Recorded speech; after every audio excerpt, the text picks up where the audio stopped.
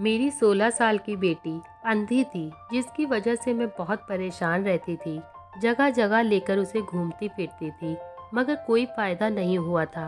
एक दिन मेरी ननद ने तांत्रिक बाबा के बारे में बताया था, जो बहुत ही ज़्यादा फेमस था। अपनी बेटी को मैं 70 साल के तांत्रिक के पास लेकर आ गई थी, तो वो कहने लगा, तुम कल शाम को अपने घर का दरवाज़ा खुला रखना, मैं तुम्हारी बेटी के लिए दवाई लेकर आऊँगा। मैंने उसकी बात मानकर अपने घर का दरवाज़ा खोल दिया। 6 बज चुके थे जब बाबा हमारे घर पर आया और उसने अपने थैली से निकाल कर हमें दवाई दी और कहने लगा, इसे पानी में मिलाकर पी लो, उसके बाद तुम्हारी बेटी देखने लगेगी। हमने खुशी खुशी उस दवाई को पानी में मिलाकर पी लिया। दवाई पीते ही हमारी आंखों के सामने अंधेरा छाने लगा था और हम बेहोश हो गए थे। जैसे ही होश में आए तो सामने का मंजर देखकर हमारे पैरों तले जमीन निकल गई। हमारी बेटी तो वहाँ बहुत बुरी हालत में वहाँ पर मौजूद थी। मेरी शादी को 5 साल हो गए थे, लेकिन अभी तक मेरे पास कोई औलाद नहीं थी। मैंने बहुत सारे डॉक्टर्स को दिखाया था, लेकिन जब मेरी शादी का 7वां साल लगा तो मैं प्रेग्नेंट हो गई थी। मेरे लिए बहुत बड़ी खुशी थी। मेरी खुशी का तो कोई ठिकाना ही नहीं था। औलाद हासिल करने के लिए मैंने बहुत सारे जतन किए थे। मैंने बहुत सारे डॉक्टर्स को ट्रीटमेंट भी लिया था। इसमें मेरे पति ने मेरा हमेशा साथ दिया था। मेरे पति बहुत ही अच्छे इंसान थे। उन्होंने हमेशा मेरा ख्याल रखा था। मेरे ससुराल वाले मुझे औलाद ना होने पर बहुत ताने दिया करते थे। वो लोग मुझे बांझ समझते थे। मैं इन बातों से बहुत तंग आ गई थी। मैं तो हिम्मत ही हार गई थी और अपने पति से भी कह दिया था कि तुम चाहो तो दूसरी शादी कर सकते हो, मैं तो तुम्हें औलाद की खुशी नहीं दे पाऊंगी। मगर वे मेरी बातों को इग्नोर किया करते थे। वो कहते थे कि अगर भगवान हमें औलाद देगा तो दे देगा, ज़रूरी नहीं है कि मेरी दूसरी शादी करने पर ही मुझे औलाद मिल जाए। अगर उससे भी नहीं हुई तो फिर मैं क्या करूँगा। भगवान ने आखिरकार मेरी सुन ही ली थी।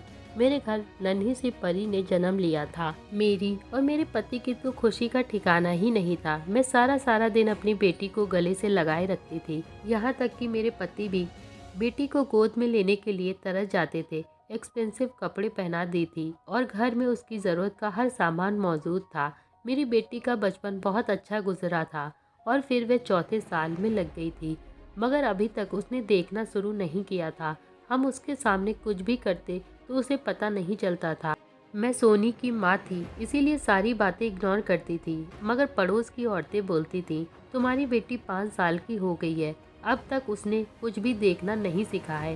क्योंकि मेरी बेटी के साथ जितने भी बच्चे मोहल्ले में पैदा हुए थे, वे सब के सब अपनी आंखों से साफ साफ देखते थे। मुझे इन बातों ने बहुत ज़्यादा डरा दिया था, मगर मैं अभी तक किसी के साथ अपना दर्द शेयर नहीं कर पाई थी, क्योंकि मोहल्ले में रहती थी जहाँ पर इंसान के अंदर किसी तरह की कमी होने पर उसका वही नाम रखा जाता था। यह सोचकर ही मेरा पूरा शरीर कांप जाता था। लोग मेरी बेटी को अंधी सोचकर उसका नाम भी अंधी ना रखते।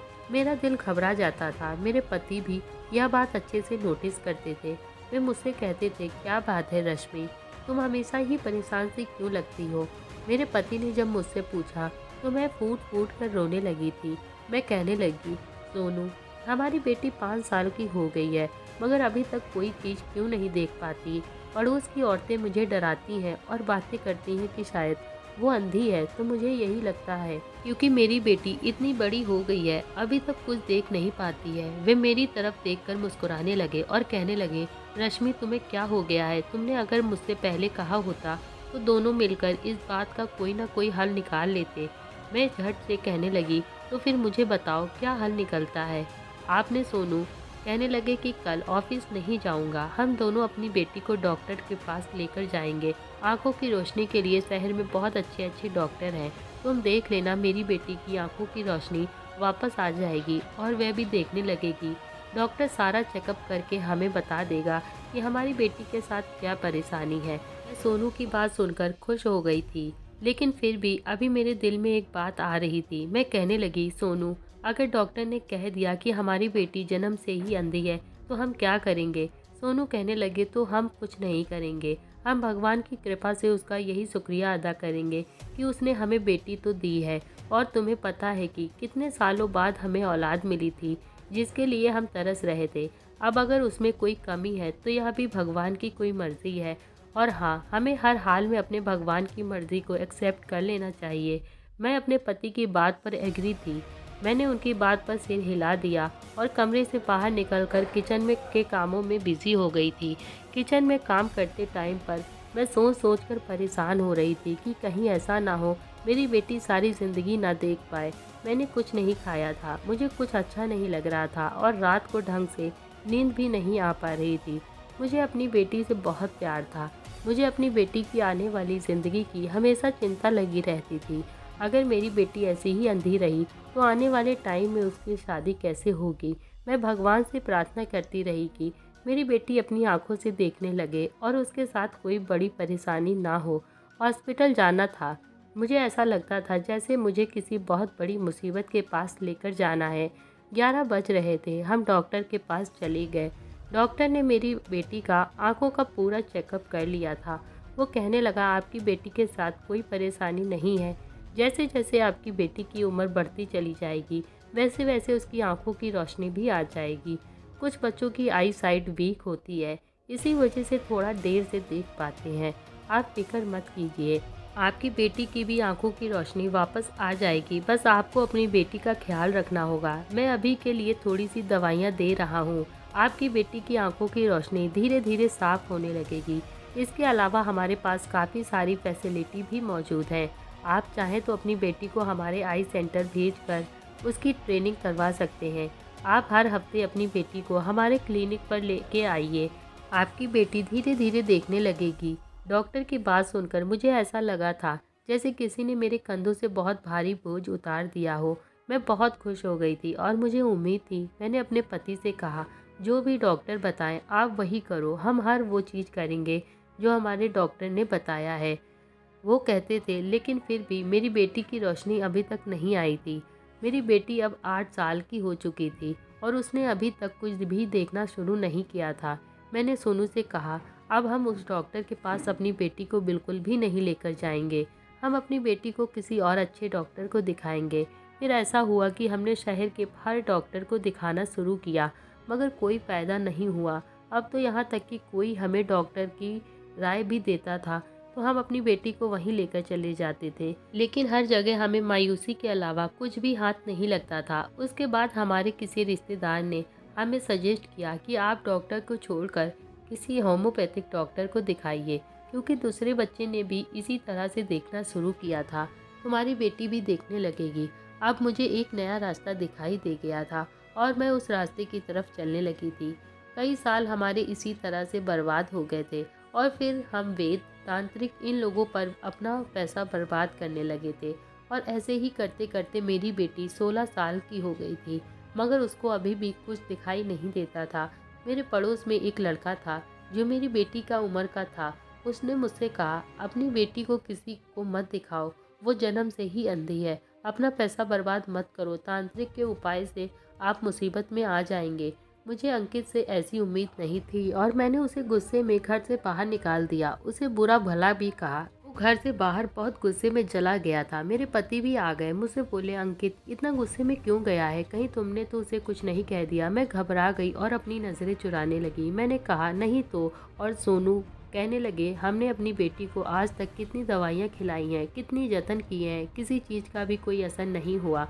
यहाँ ना हो कि आने वाले टाइम में हमारी बेटी पर कोई मुसीबत खड़ी हो जाए। मुझे तो सोनू की बातों में अंकित का चेहरा नजर आने लगा था, बिल्कुल उसी की जैसे बातें कर रहे थे। मैं गुस्से में उठकर खड़ी हो गई थी और मैंने सोनू से कहा, मुझे कुछ नहीं पता, कुछ भी करके कल ऑफिस से आप जल्दी आ जाएंगे और मुझे उस तांत्रिक बाबा के पास लेकर जाएंगे। जैसा मैंने कहा है वैसा ही होना चाहिए। मुझे अच्छी से पता था कि मैं सोनू से कभी भी कोई बात कहती तो वो डालते नहीं थे। वे हमेशा मेरी उम्मीद पर खड़े उतरे थे और अगले दिन वे ऑफिस से जल्दी ही छुट्टी लेकर आ गए थे। हम शाम के 4 बजे टाइम पर अपनी बेटी को तांत्रिक के पास लेकर चले गए थे। हैरत की बात तो यह थी कि मेरी बेटी भी जाने को मना कर रही थी। कह रही थी, माँ मैं अपना इलाज करवाते करवाते थक गई हूँ, अब मुझे कहीं नहीं जाना है। जो कमी मेरे अंदर है मैंने उसे एक्सेप्ट कर लिया है, अब आप मुझे हर हाल में छोड़ दीजिए।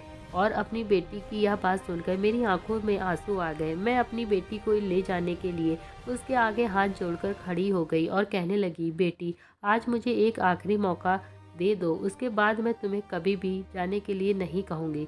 तो मेरी बेटी मेरी बात मान गई थी और हम तांत्रिक की दुकान पर तक चले गए थे। वहाँ तो बहुत ज़्यादा भीड़ लगी हुई थी।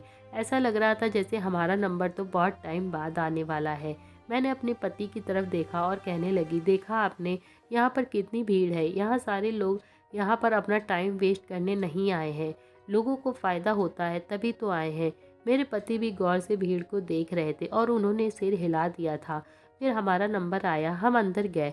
उस बाबा ने हमें पानी दिया और कह दिया, इसे पीकर अपनी बेटी की आंखों पर फूंक मार देनी है।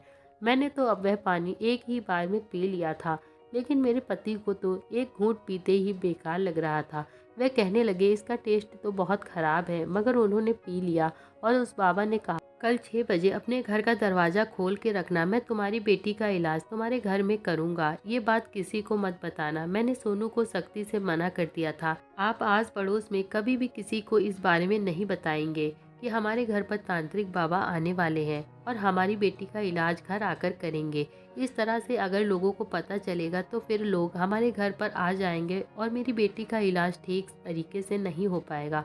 सोनू मेरी बात को अच्छे से समझ गए थे और मैं बहुत ज़्यादा खुश थी कि चलो मेरी बेटी बिल्कुल ठीक होने वाली है।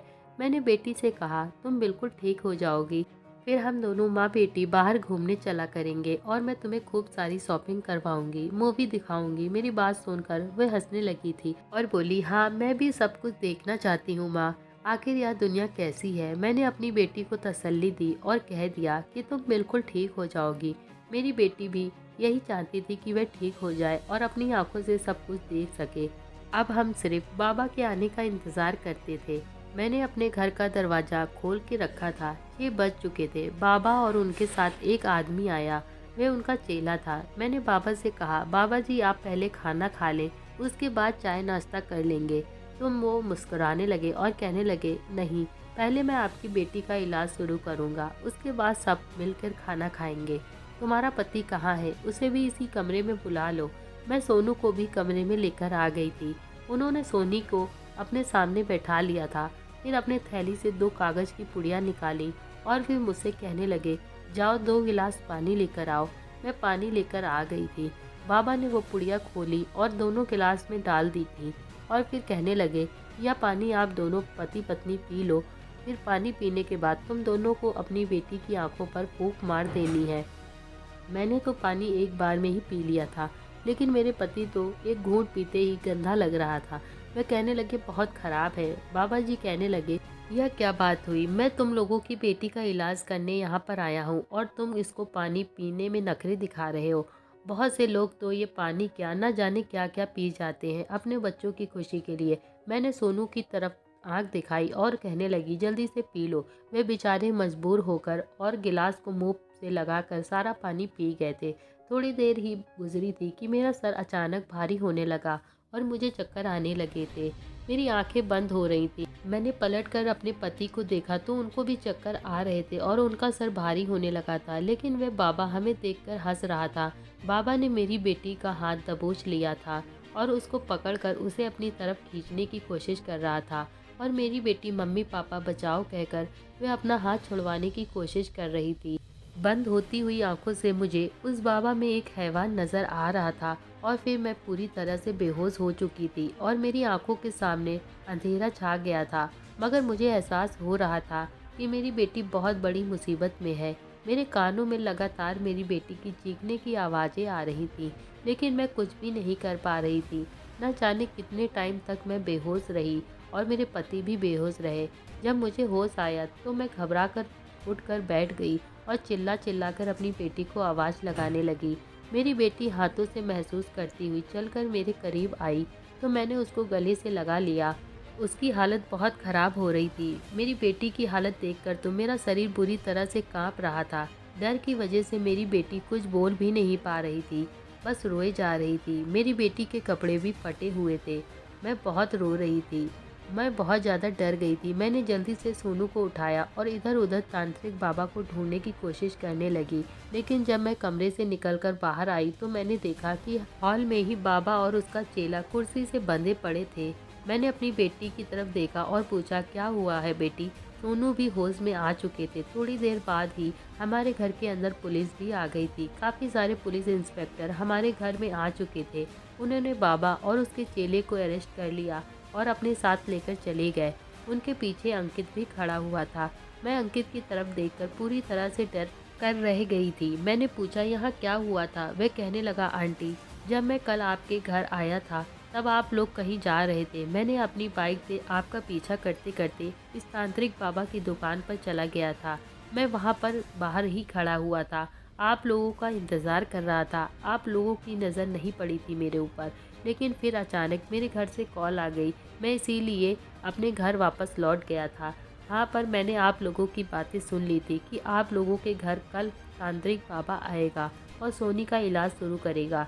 मैं अपने घर वापस चला गया था। मुझे आप लोगों की अच्छाई ने बहुत इम्प्रेस कर दिया था।